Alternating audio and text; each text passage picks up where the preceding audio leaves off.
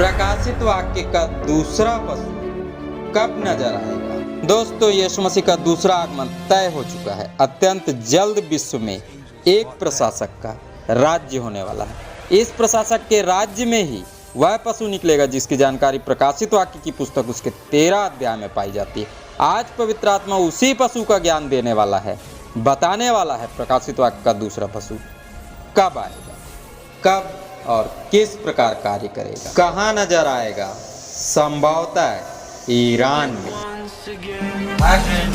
मैं आपका दोस्त अमित प्रभु यीशु मसीह के नाम में जय मसीह। आज पवित्र आत्मा यूहन्ना जी द्वारा दर्शन में देखे गए दूसरे पशु की जानकारी देने वाला है। सो वीडियो अंत तक अवश्य देखें। जिन्होंने चैनल सब्सक्राइब नहीं किया तो प्लीज सब्सक्राइब कर लें, बेल आइकन छूकर ऑल जरूर करें ताकि आने वाले प्रत्येक रहस्यमय वीडियो का नोटिफिकेशन आप तक पहुंचता रहे। पृथ्वी से निकलने वाला यह दूसरा पशु संभवतः वे झूठे धर्म होंगे जो प्रभु यीशु मसीह के भेड़ों के समान ही तन्मयता के साथ लोगों की सेवा करने का दिखावा करेंगे, झूठे धर्म को स्थापित करने का भरपूर प्रयास करेंगे। प्रभु की भेड़ें अर्थात सच्चे और ईमानदार प्रचारक पासवान सच्चाई का प्रचार करते हैं, परम पवित्र परमेश्वर के आदेशों के अनुसार जीवन जीने का प्रोत्साहन देते हैं। पर आने वाला यह दूसरा पशु जिसकी जानकारी प्रकाशित वाक्य के इस अध्याय में पाई जाती है, सच्चे और खरे प्रचारक पासवानों की नकल करके झूठा और छलने वाला प्रचार करेंगे। आने वाला यह पशु कब और किस प्रकार कार्य करेगा आज पवित्र आत्मा बताने वाला। तो आइए प्रार्थना के साथ इस अद्भुत अध्ययन को समझने का प्रयास करें। आइए प्रार्थना करें। धन्यवाद सर्वशक्तिमान पिता परमेश्वर, हे राजाओं के राजा प्रभु के प्रभु यीशु मसीह, हम आपका धन्यवाद करते हैं। आज की इस पवित्र दिन में आप पुनः हमें एक गहरा अध्ययन सिखलाने वाले हैं। तो प्रभु हमारी आत्मिक आंखों को खोल ताकि इस अध्ययन को हम अच्छी तरह समझ सके। तेरा धन्यवाद, तूने प्रार्थना सुना, यीशु के नाम से मांगते हैं, आमीन।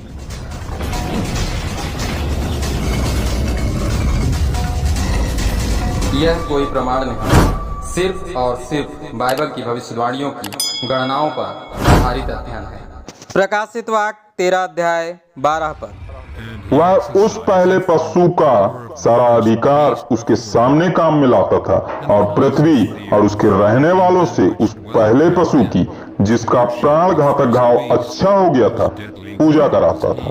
दर्शन की इस पद में लिखे वचन के अनुसार पहले पशु अर्थात आने वाली भ्रष्ट सरकार के सब अधिकारों का उपयोग आने वाला यह दूसरा पशु अर्थात उत्पन्न होने वाले झूठे धर्म करेंगे। पद में आगे लिखे वचन के अनुसार पृथ्वी में निवास करने वाले अधिकतर मनुष्यों से आने वाली भ्रष्ट सरकार के उस प्रशासक की इबादत करवाएंगे जिस प्रशासक का समाप्त होना तय हो चुका था। पर अचानक शैतान द्वारा दी गई सामर्थ्य को प्राप्त करके वह प्रशासक पुनः मजबूत हो जाएगा। उसका देश भी अत्यंत समृद्ध और शक्तिशाली बन जाएगा। धर्मशास्त्र बाइबल में लिखी भविष्यवाणियों के अनुसार संभवतः यह देश ईरान हो सकता है।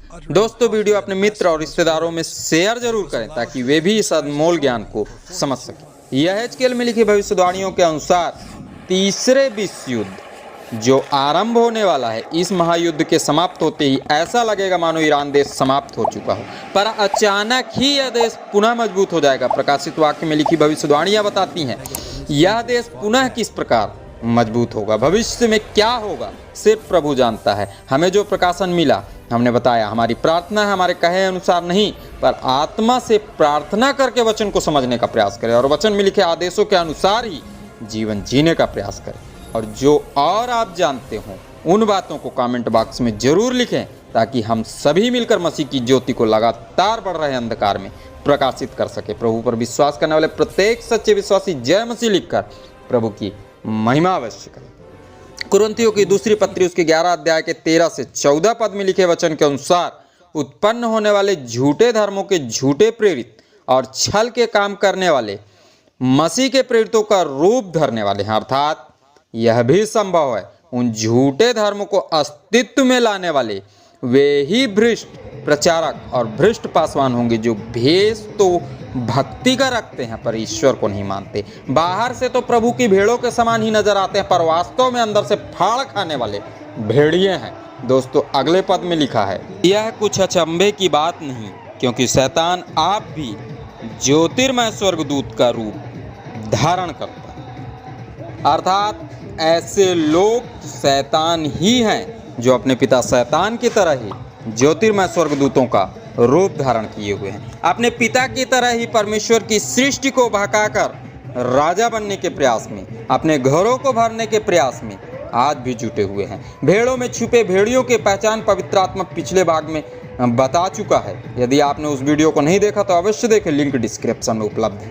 उत्पन्न होने वाले झूठे धर्म और आने वाली भ्रष्ट सरकार दोनों मिलकर मसीह और मसीह पर विश्वास करने वाले सच्चे विश्वासियों का विरोध करेंगे, सताएंगे, सच्ची और पवित्र कलीसियाओं को मिटा देने का हर संभव प्रयास करेंगे। पर दोस्तों, डरना नहीं है, क्योंकि हमारे साथ राजाओं का राजा, प्रभुओं का प्रभु यीशु मसीह चलेगा। अपने पिता अर्थात परमेश्वर के घर में अपने प्रत्येक विश्वासियों को विश्राम देगा। आज के मनुष्य ऐसे बनते जा रहे हैं जिनकी कल्पना हम विश्वासी कदापि नहीं कर सकते। मैं एक ऐसे मनुष्य को जानता हूं जिसने अपना धन बचाने के लिए अपनी सगी माँ मृत्यु के अधीन सौंप दी। वो बेचारी चिल्लाती रही, तड़पती रही, पर धन रहते हुए भी बेटे ने उसका इलाज नहीं करवाया। इलाज के अभाव में उस बुजुर्ग महिला ने अपने प्राण त्याग दिए। दोस्तों, एक ऐसा बुजुर्ग भी है जिसको उसके बेटे और बहू भोजन के लिए तड़पाते हैं, दैनिक क्रिया के लिए उसका कोई इंतजाम नहीं करते। किसी तरह उसके भोजन का इंतजाम हो भी गया, पर बाकी इंतजाम वे करने नहीं देते, क्योंकि उनका कहना है व्यवस्था करो तो पूरी तरह, इन्हें अपने घर में ले जाओ तो अपने साथ ही रखो। सरकार के वायदे भी खोखले हैं। हम सेवकों के पास धन का अभाव है, समझ में नहीं आता ऐसे बुजुर्गों की सहायता हम कैसे करें, इनकी सहायता कैसे होगी। कृपया ऐसे लोगों के लिए प्रार्थना करें। कमेंट में अपना मार्गदर्शन अवश्य दें, ताकि परमेश्वर आपकी सहायता से ऐसे मनुष्यों का, ऐसे बुजुर्गों का इंतजाम हो सके। दोस्तों, ये गवाहियाँ सच्ची है। इन गवाहियों के द्वारा मैं यह बताना चाहता हूँ कि आने वाले युग के मनुष्य स्वार्थी, लोभी और डिंगमार हो जाएंगे। भावना तो उनमें पाई ही नहीं जाएगी जैसे मशीनों में नहीं पाई जाती। अर्थात आने वाले युग का मनुष्य रोबोट के समान ही लोहे सा बन जाएगा। प्रकाशित वाक्य 13 अध्याय 13 पद। वह बड़े बड़े चिन्ह दिखाता था, यहाँ तक कि मनुष्यों के सामने स्वर्ग से पृथ्वी पर आग बरसा देता था।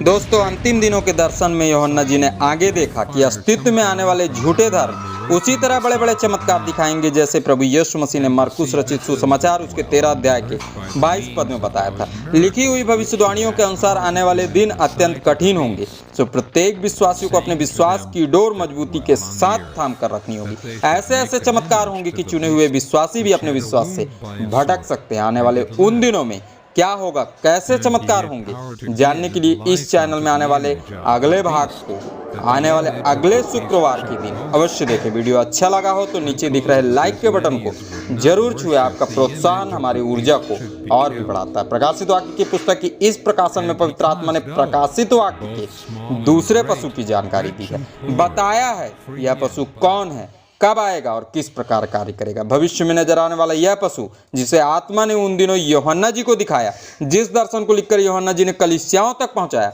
वह पशु वास्तव में अस्तित्व में आने वाले वे झूठे धर्म होंगे जो आने वाले भ्रष्ट सरकार के राज्य में क्रिया करके मनुष्य को बहकाएंगे, झूठे झूठे चिन्ह दिखाकर चुने हुए विश्वासी तक को भरमा देंगे। दोस्तों, आने वाले अंत के दिनों में शैतान का प्रतिरूप एंटी क्राइस्ट वे सभी कार्य करेगा जिन कार्यों के द्वारा मसीह यीशु के पवित्र नाम की निंदा हो। प्रभु के सच्चे प्रचारक और पासवानों की नकल करके मनुष्य को नरक की आग में ले जाने का हर संभव प्रयास करेगा। वचन में लिखी भविष्यवाणियों के अनुसार ऐसा प्रतीत होता है मानो भविष्य में कार्य करने वाले झूठे शिक्षक ईसाई धर्म के ही अनुयायी होंगे। आपको क्या लगता है, कमेंट में जरूर लिखें। दोस्तों, प्रकाशित वाक्य की पुस्तक उसके 13 अध्याय के 12 पद में लिखे वचन के अनुसार प्रकाशित वाक्य का दूसरा पशु अर्थात वे सभी झूठे धर्म जो आने वाली भ्रष्ट सरकार के राज्य में मनुष्य को बहकाकर नरक के भागीदार बनाने वाले हैं, तब कार्य करना आरंभ करेंगे जब विश्व का प्रशासक ईरान देश के किसी मुखिया या किसी नबी की इबादत कराएगा।